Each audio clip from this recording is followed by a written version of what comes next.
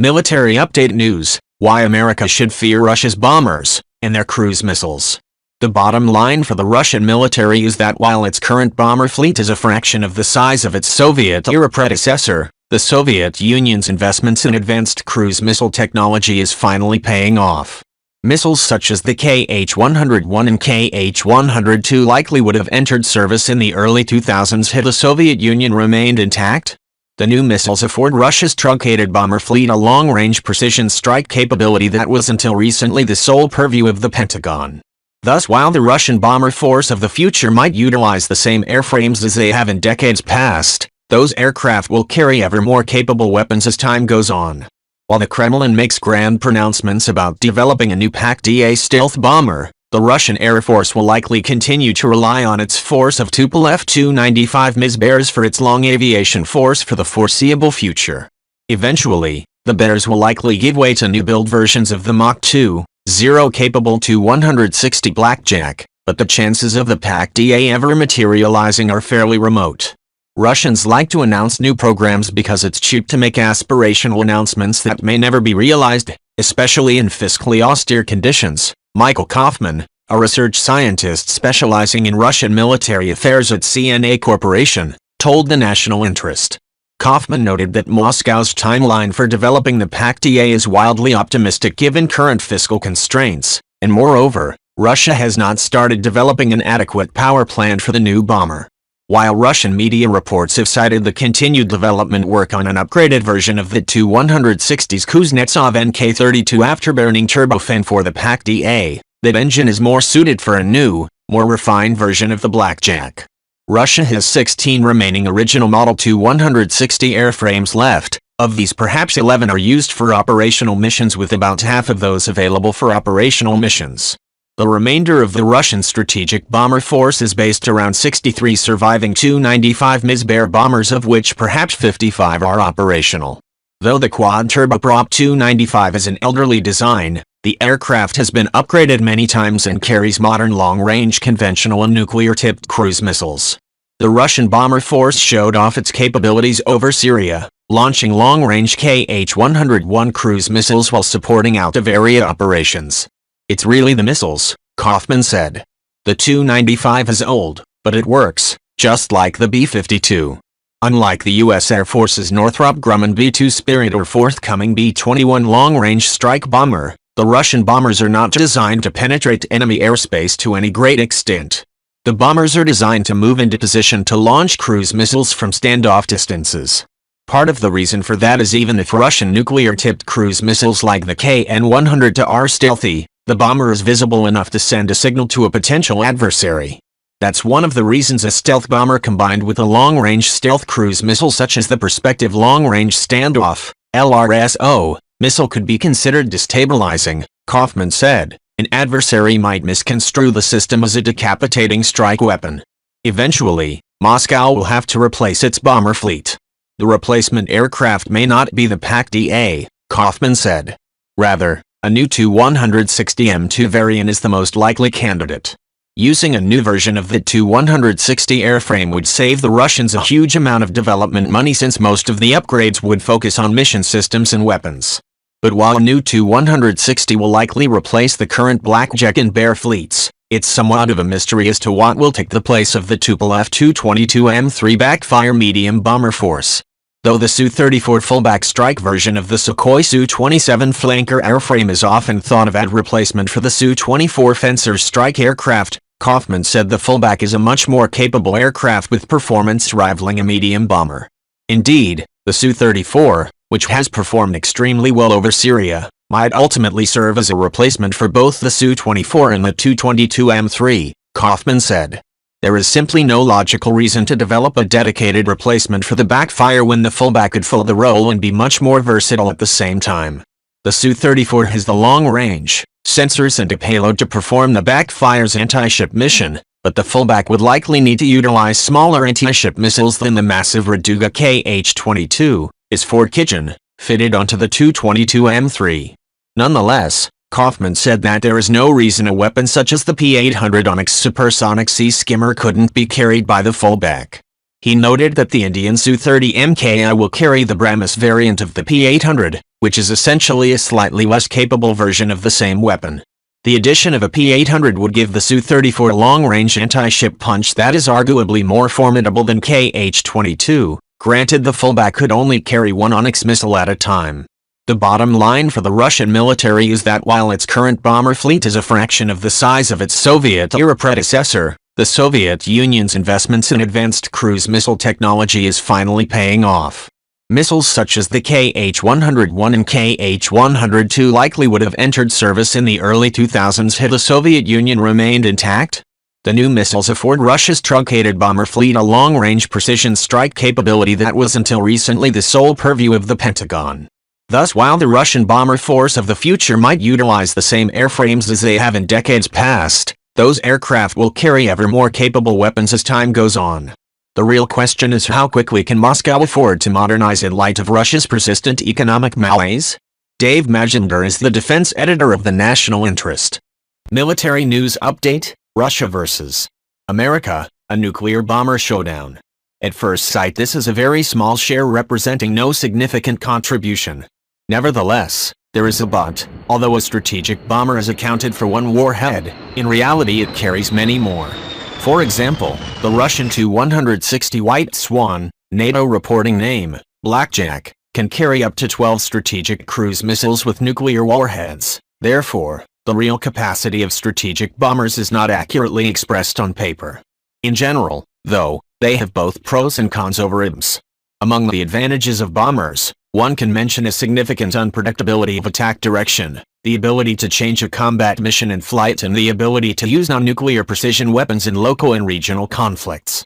As for the main drawback, one can name lower action speed during a strike back. Modern IBMs require 5 minutes for pre-start preparation at the most, which is not the case for aviation. On the other hand, when there are several aircraft on alert in the sky, it is almost impossible to destroy them with a preventive strike over the home territory. However, from a technical point of view, the interception of a bomber or cruise missile is currently more feasible than effective missile defense. Let us now turn our attention to the party's strategic aviation in more detail, and compare the efficiency of their current weapons. The United States, a ghost without missiles and a good old B-52. According to U.S. Department of State data, as of January 1, 2016, there are currently 12 B-2 Spirit and 73 B-52H Stratofortress bombers on alert. There is yet another bomber, which was earlier classified as strategic, the B-1B Lancer. However, the aircraft had no possibility of carrying nuclear weapons and has been excluded from the list, for reasons we will discuss below. Let us begin with the B-52H, which, despite its great age, the equipment currently in service was manufactured in the 1960s, so it is already over 50 years old, remains practically the only carrier of strategic cruise missiles in the U.S. Army. I am talking about AGM-86 BALCM missiles, whose air range is more than 2,400 kilometers. There are also precision non-nuclear modifications of these missiles in service, which hit their targets at a distance of up to 1,200 kilometers. This makes the B-50 to the main nuclear deterrence aircraft. As for the B-2 Spirit, the plane is the most high-tech and expensive bomber in the world. These aircraft were first put in service as early as 1994. A total of 21 vehicles were issued, followed by the end of production. The enormous price took its toll. Accounting for the design costs, the price of one B-2 is a fantastic $2.1 billion. For this money, the United States obtained a stealth vehicle with one of the lowest radar cross-section parameters, RCS. The lower this parameter is, the less conspicuous an object is for hostile radars. Moreover, there is some indirect information indicating that the RCS of the huge B-2 is lower than that of the small F-22 and F-35 stealth fighters. Originally, this was planned to be used to enter a hostile air defense area for attack. However, modern Russian radars are able to detect targets of this type. Lower observability only reduces the distance of detection, but does not exclude it completely. Given the fact that B-2s are equipped with free-fall nuclear bombs only, and carry no strategic cruise missiles, an effective deep attack on an opponent such as Russia seems extremely unlikely. For example, the Russian S-400 surface-to-air missile system detects ordinary targets at distances of up to 600 kilometers. Even if the same B-2 is seen at a distance of only 200 or 100 kilometers, it will not manage to drop bombs in time. Contemporary and modernized fighters such as the Su-30SM, Su-35S and MiG-31BM can also be involved in pursuing ghosts. It is this fact that makes the B-2 a somewhat awkward aircraft. Despite its record price, its actual role in a hypothetical global nuclear conflict would be negligible. The aircraft is more suitable, and often used, for non-nuclear attacks in local conflicts. In the previous articles, these Russian nukes are better than America's in US versus Russia. Struggling for undersea nuclear supremacy, we reviewed the strategic nuclear balance between Russia and the United States in the context of land-based intercontinental ballistic missiles, IBMs, and submarine-launched ballistic missiles, SLBMs, respectively. We have also examined in detail the issue of the total number of strategic carriers and nuclear warheads in the arsenals of these countries and their compliance with the New START Treaty, which reduces the number of carriers to 700 and the number of warheads to 1,550. In this article, we will address the last component of nuclear forces left, strategic bombers. In the US and Russian arsenals, bombers make the least share of strategic nuclear forces, 5% of the warheads owned by Washington, 85 bombers, each equaling one warhead according to the New START Treaty, and around 3% of those owned by Russia, approximately 50 bombers in service. Finally, a few words on the B-1B Lancer. This bomber, looking much like the Russian Tu-160 on the outside, did not come out as originally planned. It reaches no practically significant supersonic speeds. Its highest possible speed is 1.25 Mach, i.e., 25% faster than the speed of sound. AGM-69 SRAM missiles, which were possible to carry by aircraft until 1990, before they were removed from production, flew for only 160 kilometers, which was beyond any comparison with Soviet cruise missiles. Later, the aircraft carried nuclear free-fall bombs, subsequently not being able to carry nuclear weapons at all, and so being removed from the strategic weapons list. This is the reason why the B-1B is missing from the New START Treaty lists. Nevertheless, it would be possible to return nuclear bombs on board the aircraft if wished. This would hardly require serious modifications. Except another matter is that free-fall bombs are not easy to carry deep into Russian and Chinese territory, even for the B-2, let alone the B-1, for which doing so would be virtually impossible. Speaking of prospects, a new strategic bomber is currently being developed as part of the Long Range Strike Bomber Program, LRSB.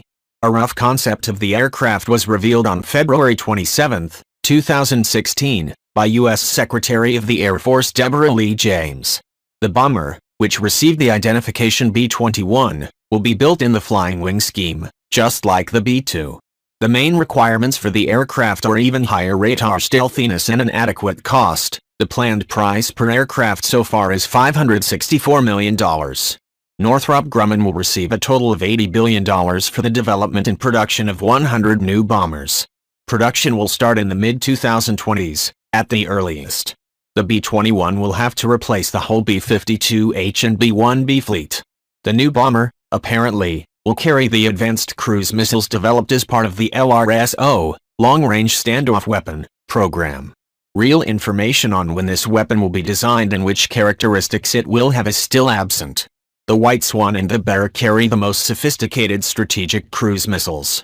Like with the United States, the Russian equipment currently in service includes two types of strategic bombers, the Tu-95, NATO reporting name, Bear, and the 160 White Swan, NATO reporting name, Blackjack. Let us look at the Tu-95 first. The basic version of the Tu-95 was put into USSR service as long ago as 1956. However, the early versions of the aircraft have all since been discarded. The modernized Bears, now in the Russian service, were issued during the period from 1981-92, that is, they are much younger than American B-52s. There are a total of 64 aircraft of this type, although around half of them are apparently in storage, with about 30 to 35 vehicles in service. The main Tu-95 weapon is the Kh-55SM cruise missile, with a maximum launch range of 3,500 kilometers. Moreover, the bomber's modernization to the level of the Tu-95 MSM, up to 35 vehicles, has started. The modernized missile carriers are able to use the latest Kh-101/102 cruise missiles, with non-nuclear or nuclear payloads, respectively. The new missile has advanced and unequaled characteristics. Its maximum air range is 5,500 kilometers and filigree precision, and its circular error probable, CEP, is just 5 meters. Also, the missile is created with radar stealth technology. The non-nuclear KH-101 has already been successfully applied in field conditions, in the Syrian conflict. Tu-95 carries 8 cruise missiles, either KH-55 or KH-101/102. After modernization, the aircraft will serve for long enough, at least until the 2030s. The most sophisticated Russian strategic bomber is the Tu-160. Presently, the Russian Air Force includes 16 aircraft of this type. Its maximum flight speed is much higher than that of its American twin the B-1B, at 1.6 Mach. Moreover, the Tu-160 carries 12 strategic cruise missiles in its inner compartments. The same cruise missiles are used as on the Tu-95Ms, the KH-55 and the latest KH-101/KH-102. Aircraft of this type have started to undergo some modernization. They are receiving new equipment that allows for the use of precision non-nuclear weapons. Also, production renewal works for the White Swan are currently being performed, with deep modernization to the level of the Tu-160M2. The updated vehicle will have a completely new electronic filling and far exceed its predecessor's abilities. The precise number of aircraft planned for construction is unknown so far, but there has been talk of 50 vehicles. Production, according to plan, will start in 2023. As for the project of the new PAC-DA bomber, Prospective Aviation Complex for Long-Range Aviation, following the decision on the renewal of Tu-160 production, the terms of project implementation have become very vague. Earlier, its first flight was planned for 2025, which now seems unlikely. The aircraft concept has not been revealed, but most likely it will be a subsonic stealthy missile carrier resembling the American LRSB. Conclusions. From a quantitative perspective, U.S. strategic aviation has a certain advantage over Russia's.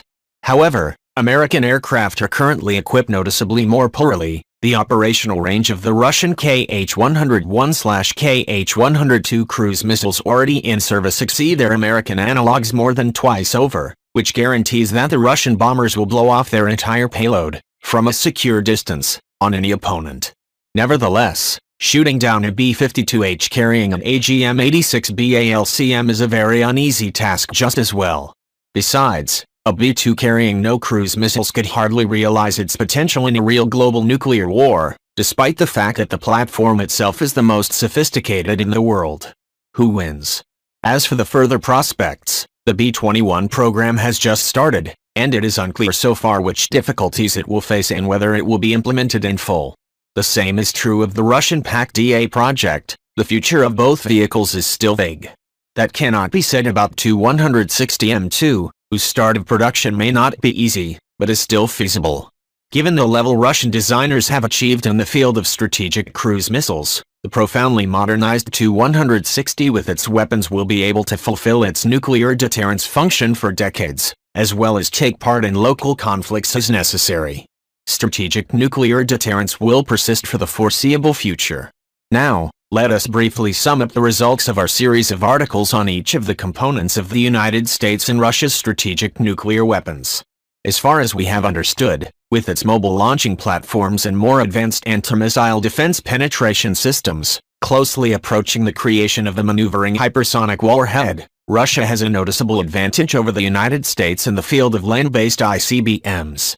This, among others, may also be due to the fact that the United States withdrew from the Anti-Ballistic Missile Treaty and has begun to actively develop this type of weapons, forcing Russia to respond asymmetrically to the forming threat. As for submarines with SLBMs, the United States currently has more balanced forces in this area, due to the application of the Ohio-class nuclear submarines with highly reliable Trident II missiles. Nevertheless, Russia has managed to be the first to create a strategic nuclear submarine of the fourth generation. 3 Project 955 Bora-E submarines are already in service. Therefore, for some time before the United States has designed the Ohio replacement, SSBNX, the situation may be brought to balance or move to the Russian side altogether. Strategic aviation has been discussed above. Its role in the implementation of nuclear deterrence is weaker than that of ICBMs and SLBMs, although it still occupies its niche. Today, one may speak of a situation close to parity in this area. Summing up all the above, we may come to the only conclusion: nuclear weapon is still playing its main, positive role of deterring the world from global wars. What is more, the situation is not going to change in the foreseeable perspective. Each step of the parties is followed by a quick response. Thus, as long as the United States develops its anti-missile defense, Russia is going to develop ICBMs and warheads likely to penetrate this anti-missile defense. The only beneficiaries in such a situation are weapons manufacturers, who will always have good financing. Therefore, all speculations and statements on the issue of nuclear war are either propagandistic or destructive. People simply do not understand what they are talking about. Lain is a military columnist for the Regnum Information Agency, Regnum. Moscow, Russia.